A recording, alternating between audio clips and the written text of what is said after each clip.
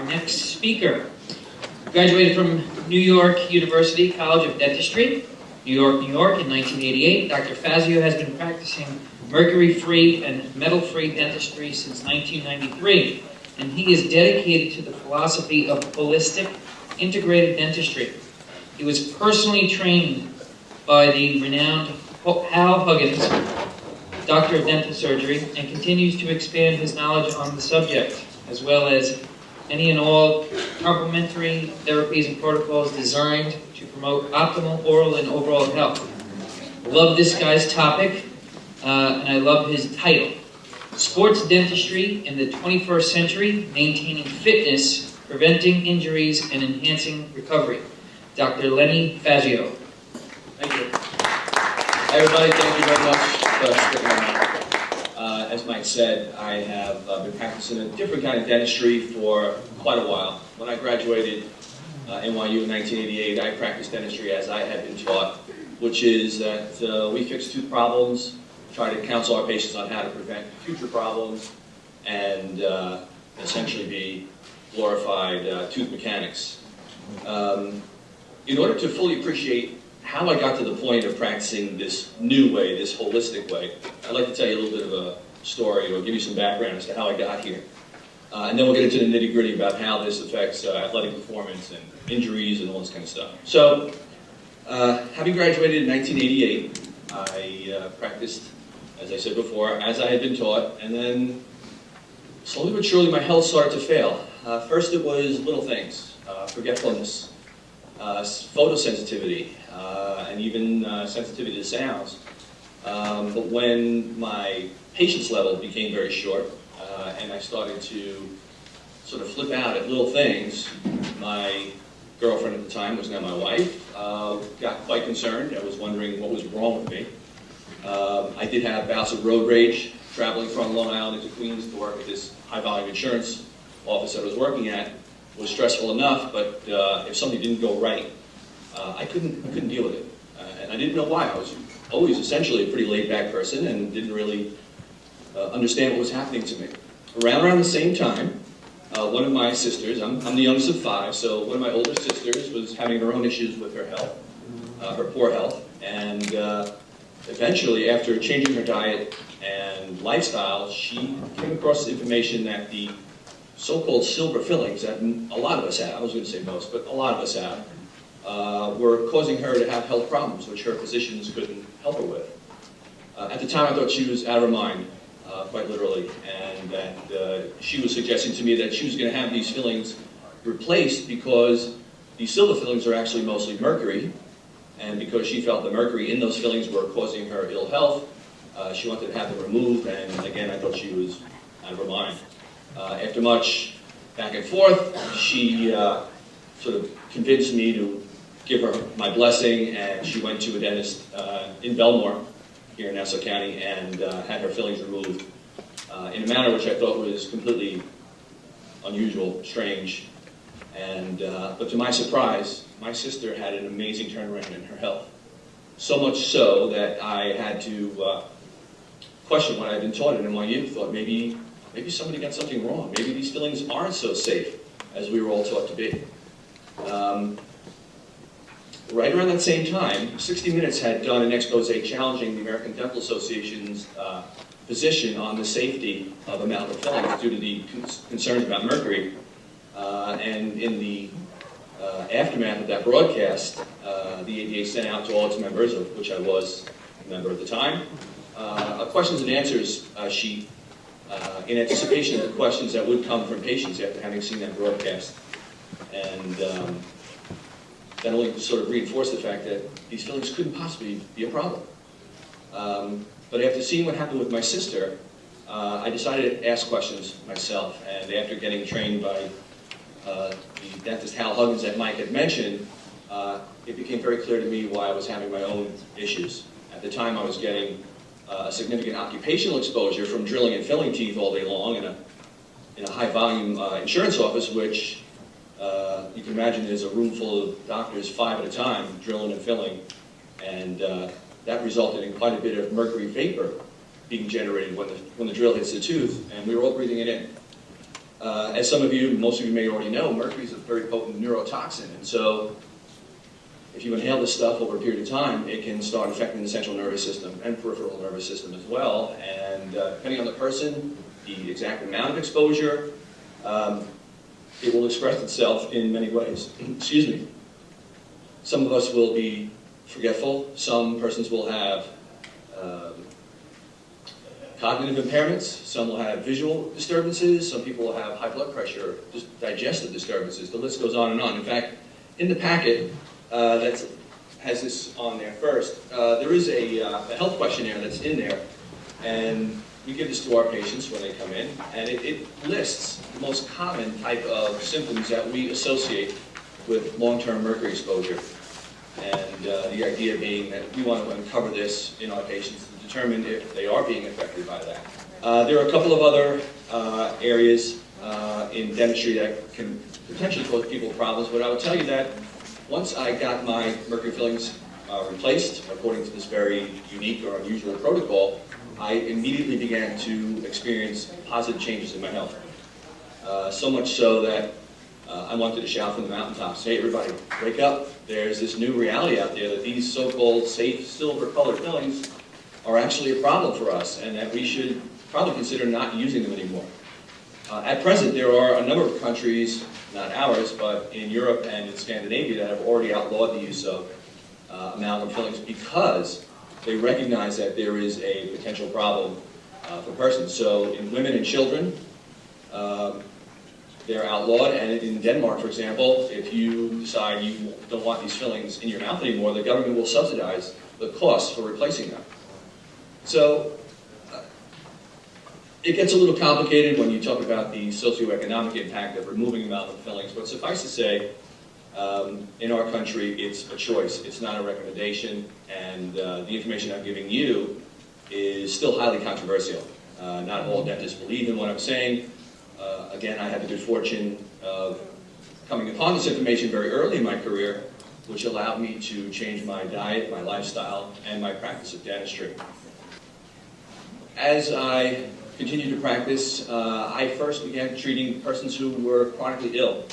And back in 1992, when we first started doing this, dentists were actually losing their licenses for merely suggesting that mercury exposure from these so-called silver fillings would potentially be causing persons to have health issues, and that removing them would be tantamount to malpractice or unethical behavior. And so dentists had been vilified and crucified by the local dental boards or regulatory agencies and ultimately lost their licenses to practice.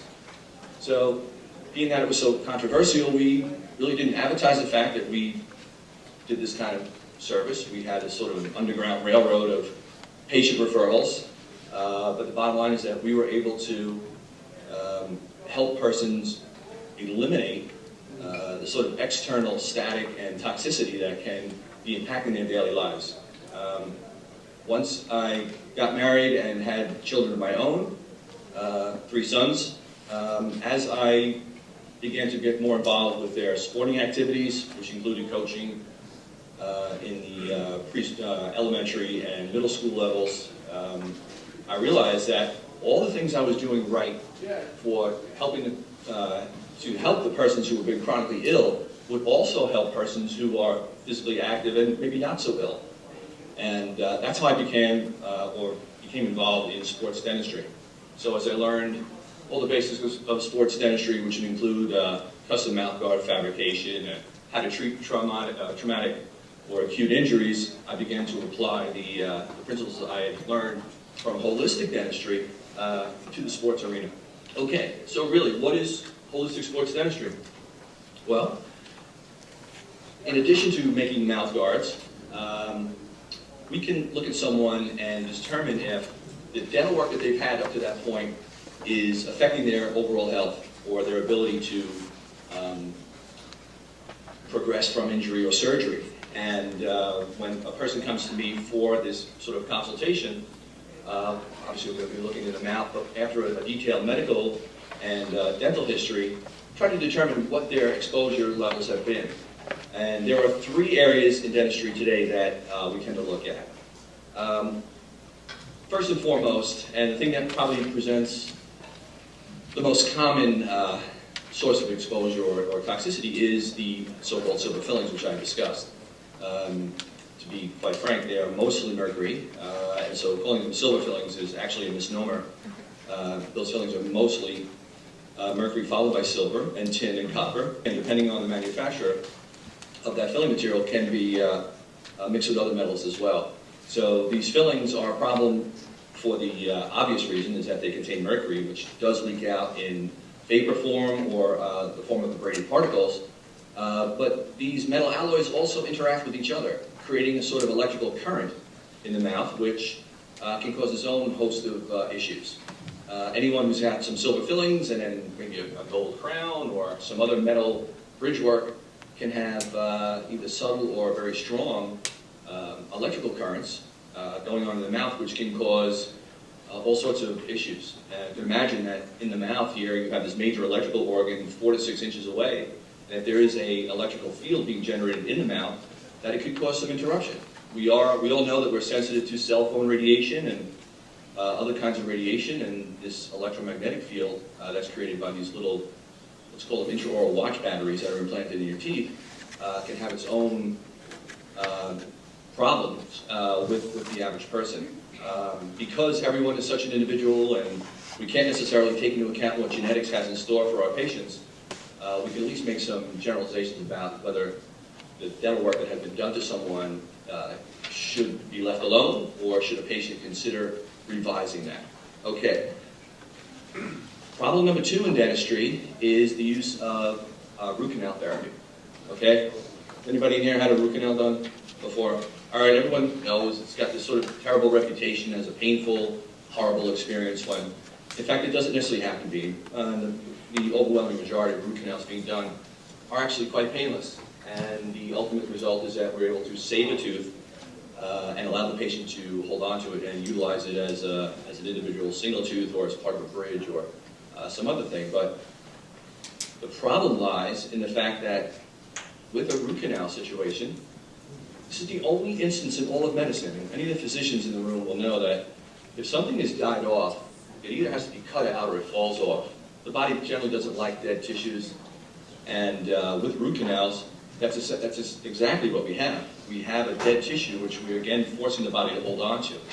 The other problem there is that during the performance of root canal therapy, during the actual procedure itself, it's very difficult to completely sterilize that tooth 100%. If we were to look at an electron microscope picture of a root, there would be billions of microscopic porosities into which microorganisms can lodge and don't ever get cleaned out. So again, with a root canal, you're having a dead tissue, and then you're probably also having a dead tissue which is loaded with bacteria. So even though there may not be pain following the root canal therapy, the problem is that you now are likely creating a focus of infection which is now lodged in the jawbone and can create all sorts of problems. Is everyone pretty much familiar with acupuncture? Okay. So if you'll accept, and there is a chart in this handout. It looks like this, and this connects each tooth to a specific acupuncture meridian. Okay, so this maybe not so crazy conception that the teeth can affect your entire body is sort of reinforced by the fact that there are charts out there you can find that make this connection. For example, in my line of work, we are mostly dealing with traumatic injuries of the front teeth. Okay, usually the upper front teeth are the first ones that get damaged in a sporting accident, and invariably, if the trauma is severe enough, a tooth is going to require root canal therapy in order to save it, because once that's occurred, the only other option is to extract the tooth, and as dentists, we are taught to try to not do that and save the teeth whenever possible. Okay. If the root canal is successful, the elimination of pain is achieved, and everybody's happy for the most part. But I would tell you that that's only what you see on the surface. That over a period of time, a root canal treated tooth can result in a long-standing infection, even if it's subclinical, which may result in ischemia to the area of the jawbone there, and actually necrosis if the ischemia has been there for long enough. The body doesn't like that. And even though there may not be pain, I can tell you that it can cause a problem distal to that site. So if we look at this chart here, the two front teeth in the middle we call the incisors, the central incisors and the lateral incisors. Generally speaking, are connected to the genitourinary and reproductive systems. And so men are particularly susceptible to problems following root canal therapy, for example. Prostate issues, urinary and bladder issues can also be affected. The problem is no one's connecting the dots. No one's figuring that if there's a problem with a tooth that happened 10 years ago, that when the patient shows up at his urologist's office, no one's going to be considering that the dental work may have been contributing to that person's state of ill health. I'm here to tell you that that is exactly what we believe in my line of work. Has everyone seen that recently Tiger Woods was in the news not that long ago, and some photographer had bumped into his mouth and knocked his tooth out? Anybody see that picture? Okay, so you had a lateral incisor. Some photographer got a little too close to him, hit it, and knocked the tooth out. I think he was watching his girlfriend competing in a downhill race somewhere. And it was telling to me because it wasn't that he got a tooth knocked out for the first time. He actually got a crown or a cap knocked out. And what that tells me is that particular tooth, which is an upper lateral incisor, was a tooth that had been treated with root canal therapy. Now, we all know Tiger's fall from grace, not only with his marriage, but his golf game has really hit the skids, and that he's not able to even complete certain tournaments anymore. And if we look on this chart that I was describing to you, the particular tooth that he got knocked out, so the one we know has root canal therapy in it, is connected to the L2 and L3 vertebra, the S3, S4, and S5 vertebra, and the coccyx. We know that Tiger's problems are stemming from his back, and a lot of his issues are coming with his golf game has suffered because he's had chronic back problems. I look at this as this could be a contributing factor. We always consider that overuse injuries create chronic problems which are harder to recover from. But when you consider that Tiger has almost unlimited amount of money, that he would probably be consulting with the best experts in the world on his condition, why isn't he able to regain his form? And what I'm trying to tell you here today is that there may be a dental explanation for that. So, if we could eliminate the negative effect that root canals are causing on our body, then by rights the body should be able to heal itself and recover. Those two things, the mercury exposure and the root canals, are probably the number one, number two, or 1-2 punch that some people experience, which prevents them from getting back to the level of health that they were anticipating. The ramifications for physicians is that for persons who come in either following a traumatic injury or in dealing with chronic injury and are required to have surgery, elimination of these dental stressors could potentially or likely enhance the surgical outcomes that the surgeons are trying to accomplish. And post-operatively, the rehabilitation process should also be enhanced. So if someone comes in and we're trying to give them every opportunity to recover from a traumatic or chronic injury, then what we'll do is identify the likely stressors for that person, present to them the option of undoing that, or undoing those things, and replacing either toxic materials with non-toxic materials, or in the case of root canals, the solutions are unfortunately a little bit more severe, and that could include removal of the tooth or retreating a root canal in an attempt to get a greater degree of sterilization. But the idea, again, is that we're trying to eliminate the external, or actually it's internal stressors that most people are not considering. Okay, so as most of us know, if you've ever been to the physician's office for a checkup, the doctor would begin his exam past the teeth. They look at the back of the throat first, and then they'll maybe check your neck and look down. Very few people, very few physicians will consider what's going on with the teeth themselves. And I'm here to tell you that your dental history is definitely part of your medical history. In fact, your dental history is affecting your medical history. So, the thing with dentistry, or the effect that dental work has, is that it tends to be a cumulative and slow or insidious process That doesn't show up right away. It doesn't show up when you have your first filling. It doesn't necessarily show up when you have your first root canal. But it's over a period of time. So dosage over time, if you'll consider that when mercury leaks out of a filling, you're getting dosed. And although it's small amounts of a very toxic material over a period of time adds up to a large amount. And the problem with mercury and other heavy metals is that once they enter the body, they don't readily come out. So it's one thing to replace, for example, if someone comes to me and wants their mercury fillings replaced, that's only step one. That doesn't necessarily address the issues that are affecting that person's body. What has to occur sort of simultaneously, or at the very least after the fact, is that someone will go through a process of heavy metal detoxification in an attempt to lower the stores of these materials, and so that the body can recover. To the other areas that most people associate sports dentists with, I want to talk about mouth guards just for a little bit. There is a piece of paper in your handout, and I'm going to have you sort of scroll down to item number 4 on that list. And the question asks, can custom mouth guards really affect body strength? Okay, so we're talking about trying to help the athlete reach his or her athletic potential. Mouth guards can provide two things. One is protection from traumatic injury, and two, which is becoming all the rage now, is in helping balance the jaw. So you can get a mouth guard for a contact sport, which can prevent or guard against traumatic injury, or you can get a non-contact mouth guard, and I have 2 of them here. Under Armour has really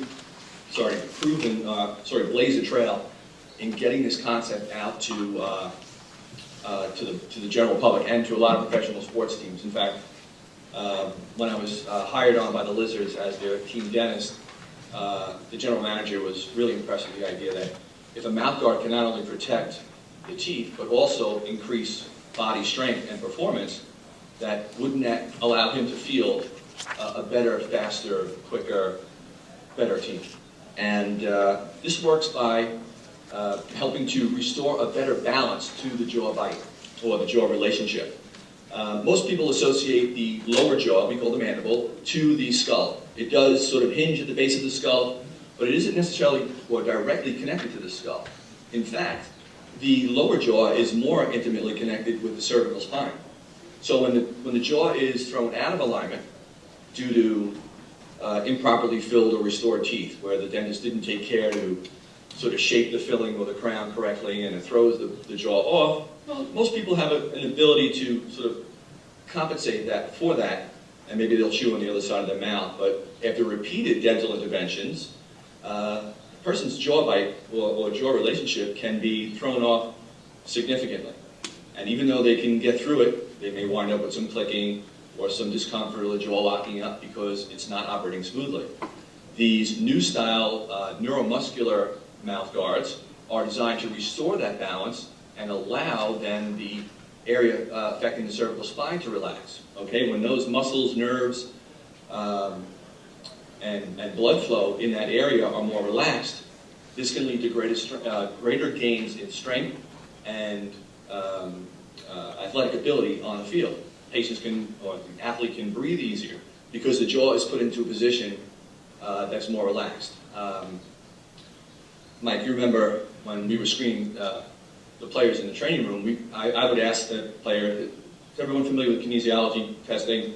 Okay, so we're muscle testing players to find out if their jaw bite was correct or not. Now, I'm going to make one disclaimer here, is that at the professional level, the overwhelming majority of the players that I screened that were playing for the Lizards were in fabulous shape, and they had little to no dental history.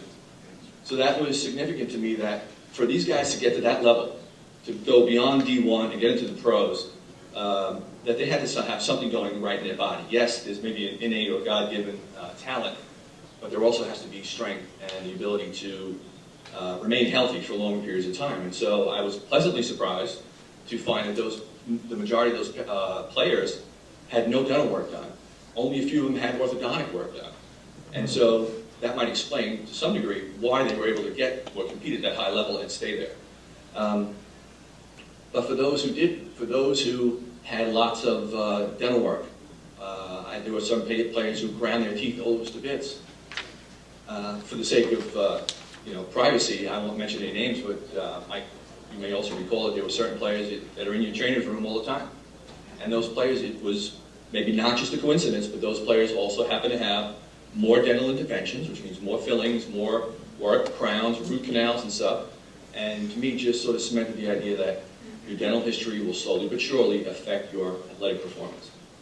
There's a lot of information in the packet here. I just wanted to give you sort of a brief thing on that. But I have these examples of the Under Armour guard, which you're seeing a lot of professional hockey players nowadays. Again, anything to give them a competitive edge, we're looking for. So getting the mouth cleaned out, getting the materials in the mouth more biocompatible is a start.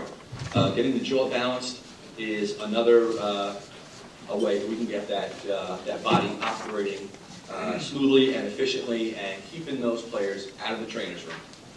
All right? Thank you very much, everybody. Please see the class if you have any questions.